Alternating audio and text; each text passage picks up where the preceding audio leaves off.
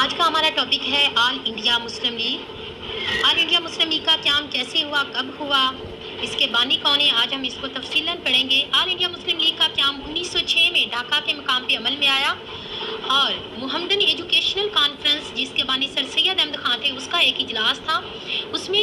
اس کا قیام عمل میں آیا اور اس میں دیگر قائدین بھی تھے جس میں نواب سلیم اللہ خان کی دعوت پہ آئے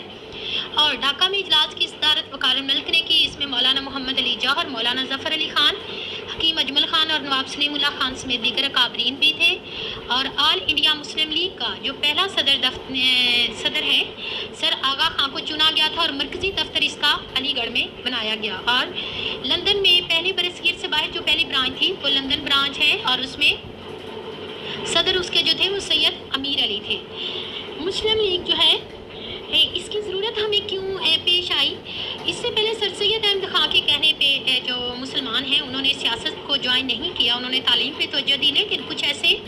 ایشو کریٹ ہوئے کہ مسلمانوں کو اس بات کی ضرورت محسوس ہوئی کہ ان کے پاس ایک سیاسی پلیٹ فارم ہونا چاہیے اور اس پلیٹ فارم کے لیے انہیں ایک ضرورت محسوس ہوئی کہ ان کی ایک سیاسی جماعت ہونی چاہیے۔ اور سب سے پہلے ہم یہاں پہ ڈسکس کریں گے کہ مسلم لیگ کے قیام کے مقاصد کیا ہیں۔ سب سے پہلے ہے جی انڈین نیشنل کانگریس ہے۔ انڈین نیشنل کانگریس جو ہے وہ بطور سیاسی جماعت صرف ہندوؤں کی جماعت بن کے رہ گئی تھی۔ انڈین نیشنل کانگریس جو ہے اس کی بنیاد سر اے او ہیوم نے رکھی اور کانگریس جو ہے انتہا پسند اور فرقہ پرست ہندو قابض جماعت تھی۔ اور جب مسلمانوں کو اس بات کا احساس ہوا اور ان پہ واضح ہوگی کہ یہ جماعت صرف ہندوؤں کی ہے تو انہوں نے اپنی ایک الگ سیاسی جماعت بنانے کا فیصلہ کیا۔ فرقہ واریت ہے، مسلمانوں کے خلاف ہندوؤں نے اپنی انتہا پسند اور متشدد تحریکوں کا آغاز کیا جس میں ہندو محاسبہ سنگٹن اور آریہ سماج جیسی دیگر تحریکیں تھیں اور اس لیے مسلمانوں کو اس بات کی ضرورت محسوس ہوئی کہ انہیں ایک الگ سیاسی پلیٹ فارم ان کے پاس ہونا چاہیے۔ نیکسٹ ہے جی اردو ہندی تنازع۔ کیا اردو ہندی تنازع؟ یہ وہ تنازع ہے جس کے بننے سے پہلے سر سید جو ہے مسلمانوں اور ہندوؤں کو ایک خوبصورت دلہن کی دو آنکھیں قرار دیا کرتے تھے، لیکن 1867 میں بنارس کے ہندوؤں نے اردو زبان کے خلاف ایک تحریک چلائی جس کے نتیجے میں صوبہ بہار ہندی دیوناگری رسم الخط نافذ کر دیا گیا اور پھر انہوں نے 1882 میں ہنٹر کمیشن کو ایک یادداشت پیش کی جس میں ہندی کو ذریعہ تعلیم بنانے کا کہا گیا اور 1900 میں یوپی سے بھی اردو کو باہر کیا گیا اور ہندوؤں کی جو دشمنی دراصل مسلمانوں سے تھی انہوں نے وہ مسلمانوں کی اردو زبان سے بھی کی اور وہ ہر وہ چیز کو مٹانا چاہتے تھے جس کا تعلق مسلمانوں کی عظمت رفتہ سے ہو اور مسلمانوں نے اپنے مفادات کے تحفظ کے لیے اپنی الگ سیاسی تنظیم بنانے کا فیصلہ کیا۔ اس سے اگلا کیا ہے تقسیم بنگال کی مخالفت ہے۔ جب بنگال کی پارٹیشن ہوئی تو اس میں مسلمانوں کو کافی جو ہے وہ فائدہ حاصل ہوا اور یہ بات جو ہندوؤں کو ایک آنکھ نہیں بھائی اور انہوں نے تقسیم بنگال انگریزوں کا ایک انتظامی فیصلہ تھا لیکن اتفاق سے اس سے مشرقی حصہ میں مسلمانوں کو اکثریت حاصل ہوئی اور انہیں کچھ فائد بھی حاصل ہوئے تو جو بات ہندوؤں کو اچھی نہیں لگی اور انہوں نے اس کے خلاف پرتشدد احتجاج کیا جس سے مسلمانوں کی آنکھیں کھل گئی اور انہیں اس بات پہ واضح ہو گیا کہ اب یہ دونوں قومیں اکٹھی کبھی بھی نہیں رہ سکتی اور مسلمانوں کو الگ سیاسی تنظیم بنانے کی طرف توجہ دی گئی۔ انتہا پسند ہندو تحریکیں ہیں جو آریہ سماج جو ہے اس کے بانی دیانت سرسوتی تھے اور انہوں نے اپنی کتاب ستیارت پرکاش میں اسلام اور پیغمبر جو ہیں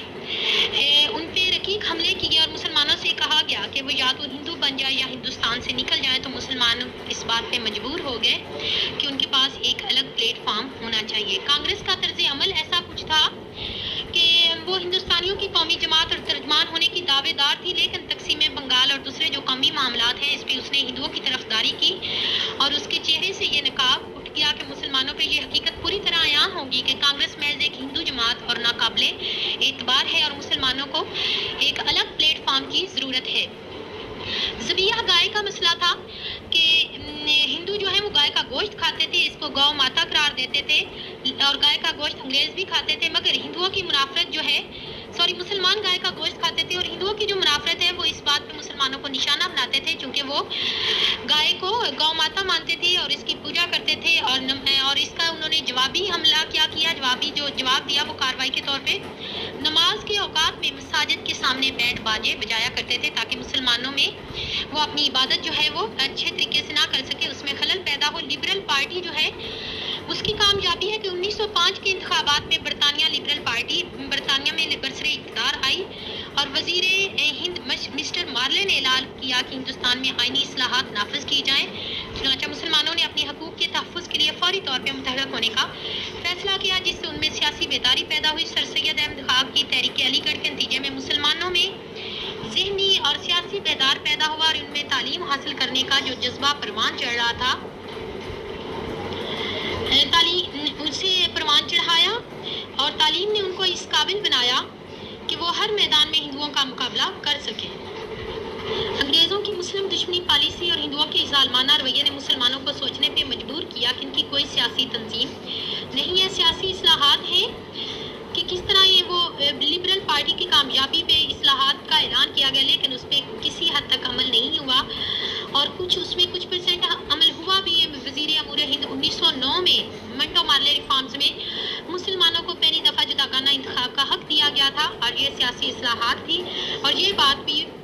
ہندوؤں کو ایک آنکھ نہیں پائی۔ شملہ وفد کی کامیابی ہے۔ 1 اکتوبر 1906 کو مسلمانوں کا ایک نمائندہ وفد سر آغا خان کی قیادت میں وائسرائے لارڈ منٹو سے ملا اور یہ ان کی پہلی اجتماعی کوشش تھی جس کے ذریعے مسلمانوں نے اپنے مطالبات پہ برطانوی حکومت کے سامنے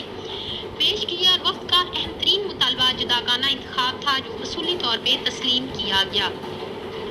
اس میں شملہ وفد میں مسلمان قائدین کو ایک واضح برتری حاصل ہوئی، واضح انہیں کامیابی نظر آئی۔ ان کی یہ کامیابی کا پہلا سٹیپ تھا، پہلی منزل انہوں نے پا لی، اور اس وقت کی کامیابی نے مسلمانوں کے حوصلے بڑھا دیے اور انہیں ایک سیاسی جماعت بنانے کا انہوں نے ایک سوچنا شروع کر دیا کہ ان کے پاس اپنا ایک پلیٹ فارم ہونا چاہیے۔ مسلم لیگ کا قیام کیا ہے کہ اس کی صدارت نواب وقار الملک نے کی تھی اور سب سے پہلے اس کی تائید جو ہے وہ حکیم اجمل خان اور مولانا محمد علی جوہر نے کی، اور 30 دسمبر 1906 کی شام کو ڈھاکہ میں اس بات کی تجویز دی گئی تھی کہ اس کی ایک الگ ہماری تنظیم ہونی چاہیے، ایک جماعت ہونی چاہیے، اور اس میں جو چند تجاویز دی گئی وہ اتفاق رائے سے منظور کر لی گئی تھی۔ اور مسلم لیگ کا پہلا جو باقاعدہ اجلاس ہے وہ 29 اور 30 دسمبر کو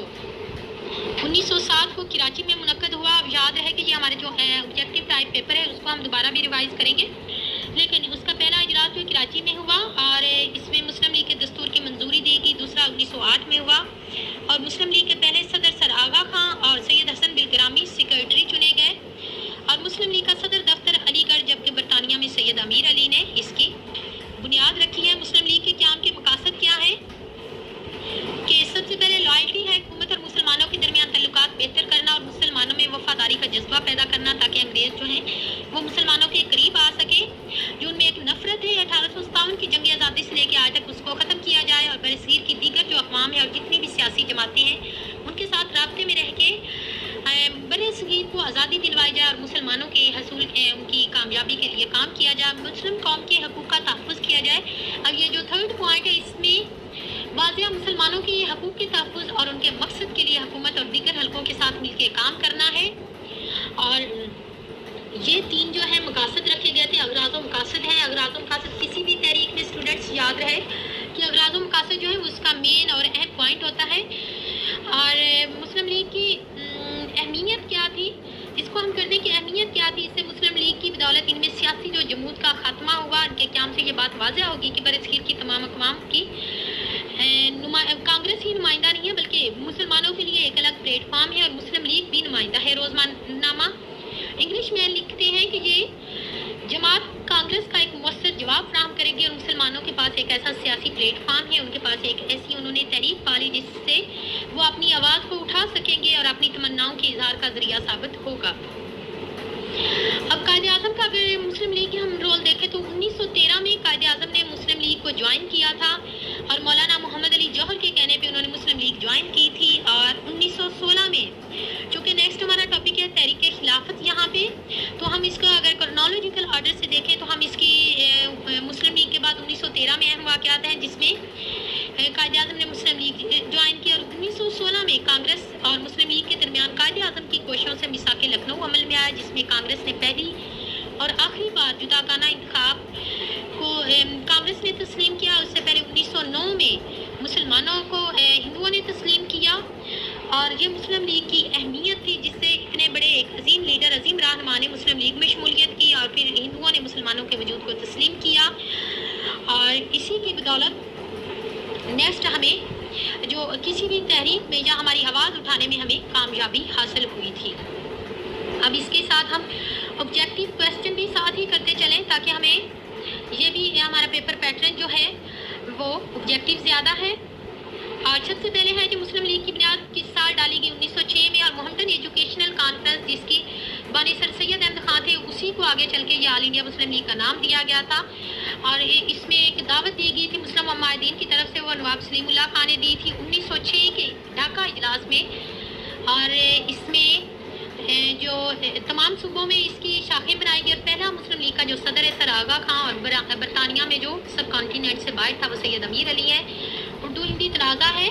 وہ 1867 میں اردو زبان پہ تھا، اور مسلم لیگ کے قیام کے مقاصد ہیں، یہ 3 مقاصد ہیں۔ اور جداگانہ طریقے انتخاب جو ہے وہ 1909 میں انگریز نے پہلی دفعہ مسلمانوں کے جداگانہ انتخاب کو تسلیم کیا۔ آج کا ہمارا ٹاپک یہی تھا، آل انڈیا مسلم لیگ، اور یہ ٹاپک آج کا ختم ہوتا ہے۔ نیکسٹ ہم انشاءاللہ کل کریں گے تحریک خلافت،